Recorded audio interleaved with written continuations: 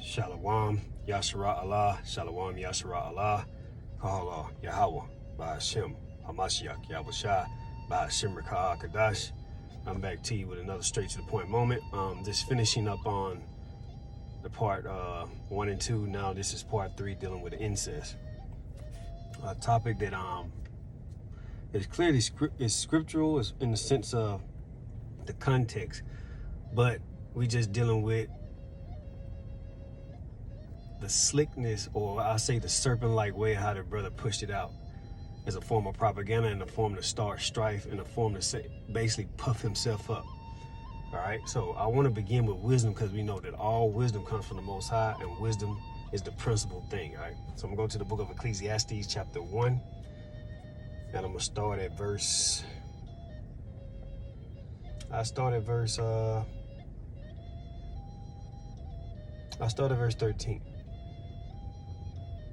You know what? I'll start at verse 11, because there's a context in that. All right, the book of Ecclesiastes, chapter 1, verse 11. There is no remembrance of former things, neither shall there be any remembrance of things that are to come with those that shall come after. So there's a contextual meaning here, but also a very pivotal understanding, because we have brothers teaching and have a doctrine of saying that they know this and they know that. Oh, we know Marshall was King David.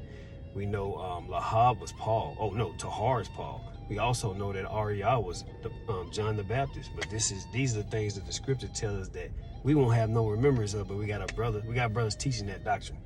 The same brothers that I'm dealing with on this topic here about incest. All right. Going to verse 12. I, the preacher, was king over Israel in Jerusalem. Verse 13. Get into the context of what I'm trying to get to, dealing with wisdom, before we get into the actual topic.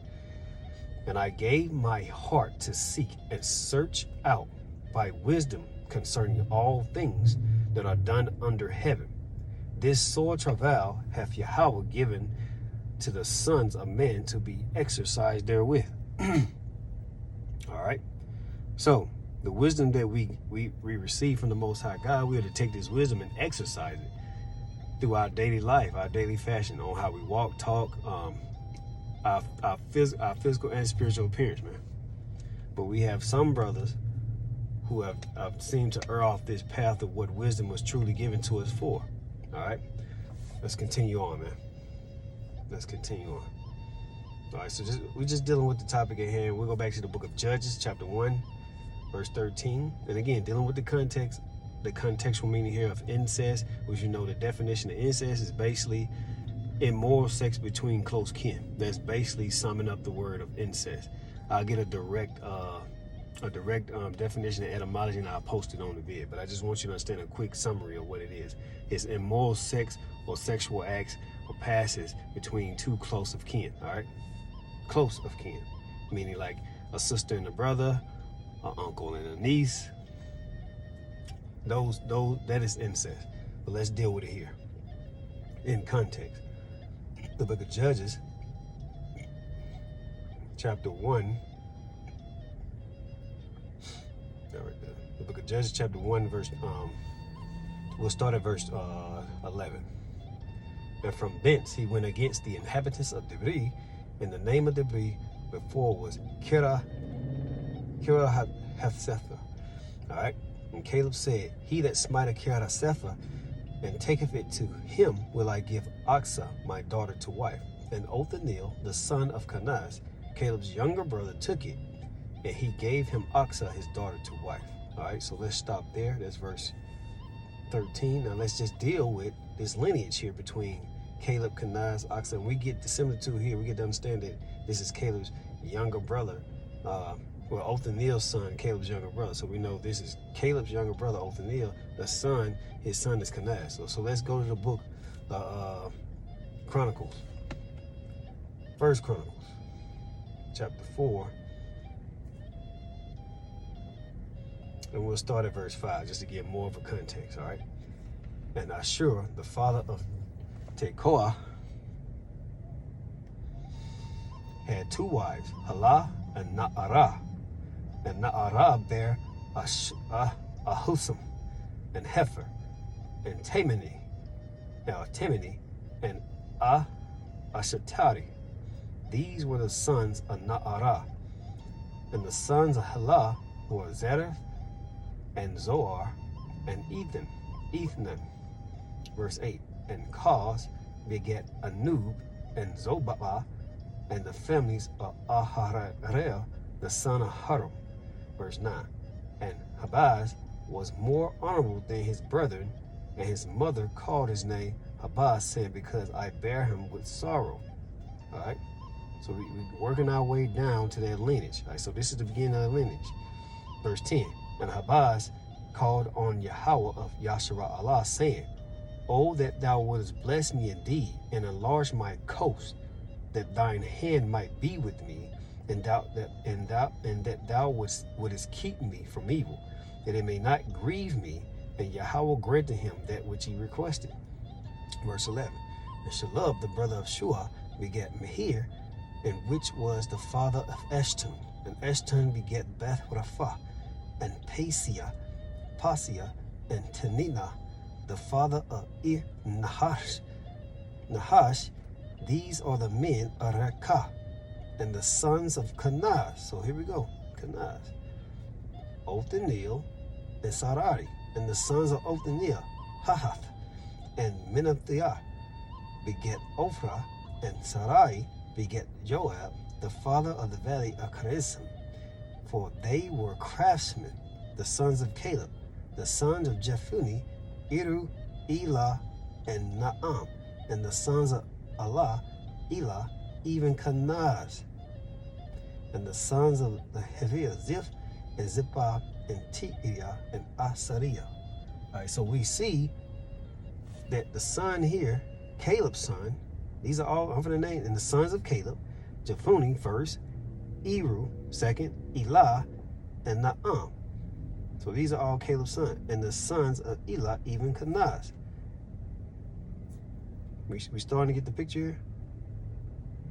You got two different Kenaz, and one of them is the youngest son, and we go get it. We go back to Judges. Judges chapter 1, you got Caleb, and he had a daughter, Aksa, all right? This is his daughter, Slakia.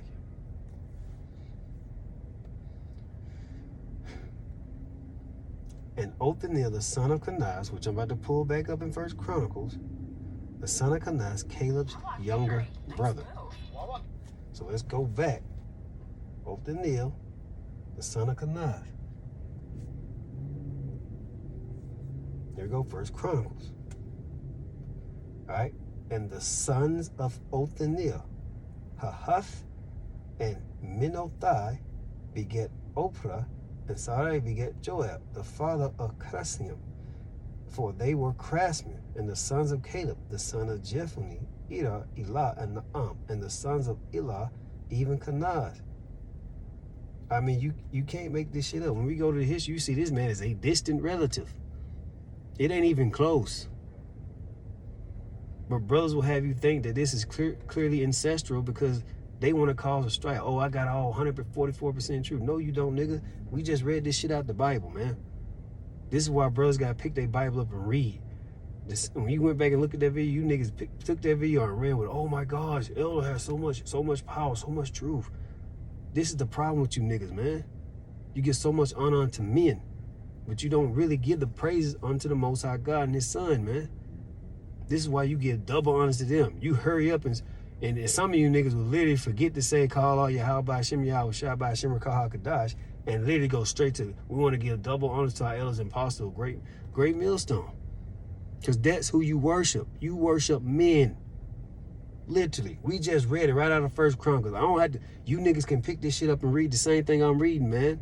This is a distant relative. It ain't even close. It ain't even the same generation. This nigga's so distant, you know how you, and I'm giving a similitude to my family. I have uncles and aunties and cousins on both sides that I haven't seen in years, and they're so distant. Sometimes I don't even consider my cousins because we really don't interact with each other. They don't call me, I don't call them. You know what I'm saying? This how distant they are. And this is like one of these this is one of those circumstances right here. When you apply wisdom, which we read out of the book of Ecclesiastes, when you apply the wisdom using your everyday life, you can see this similitude right here in First Chronicle. This was a distant relative. This is such a distant, even though we know there was a relative, it was distant. It wasn't even ancestral, man. It's ancestral. All right. So he kept the law. It was lawful all the way. Why? Because he took a wife of his own household, of his own lineage, his own nation. And there's the context of that being ancestral and this right here being lawful according to the scriptures. So whatever you niggas talking about, or whatever you niggas came up with, according to Tahar, who also teaches that it's okay to rape little girls, who also teaches okay to lay down with prostitute and have white women and heathen women of all sorts. He's even spoke out, say he wanted him a Hawaiian woman. I mean, this is who y'all follow behind. The same nigga that falsely prophesied back in 1998, 2000. And then you follow his apostles, the men that's up under him that kiss his ass too. This is the problem with you niggas, man. The problem. The biggest misconception. So now, for brothers who took that and probably didn't understand, this is the context right here. This was a distant relative. It wasn't even incest in the form of what the definition in the etymology deemed as incest, meaning close kin. But this was distant kin, so it was lawful. All right. And again, I stated in the first video, if you are of the nation of Israel, there's an incest there, but there's a contextual meaning behind it. Because we all had to take women of our own nation, of the tribes, of our father's house. We couldn't take women outside of the house. And so a lot of marriages were arranged from a certain period of time all the way up. And we married in between the tribes. We married between the tribes. But this nigga will literally have you think that we out here doing the same thing the white man doing, that we out here sleeping, we out here kissing cousins. All right? So before I even go any further, let's wrap this up, man. In your book of Ephesians chapter 5, verse 7. We'll start at verse 7, man. Ephesians chapter 5. We'll start at verse 7.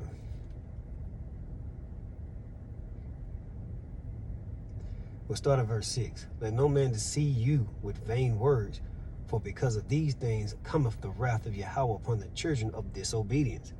And we can see that these things have literally overtaken man in your camp. This is why you got niggas that slept with trannies in your camp and literally rape people in your camp. There's two brothers video. Y'all niggas try to bury them. You try to scrape the internet of them. Yeah, you niggas. The brother, who the older brother used to be, I can't, Marocco, whatever his name was, used to make all them outlandish statements shit, and Tahar would sit there and be giving all these crazy looks like, yeah, you taught that nigga. Now he's nowhere to be found, and y'all make a video called Disenchanted. No, you disenchanted those brothers. You did with your stupid ass doctrines. All right? Verse 6, let no man deceive you with vain words, for because of these things cometh the wrath of Yahweh upon the children of disobedience. Just like when you had the elder brother in y'all camp, the apostle Yohanabab. Tranny Chaser 102.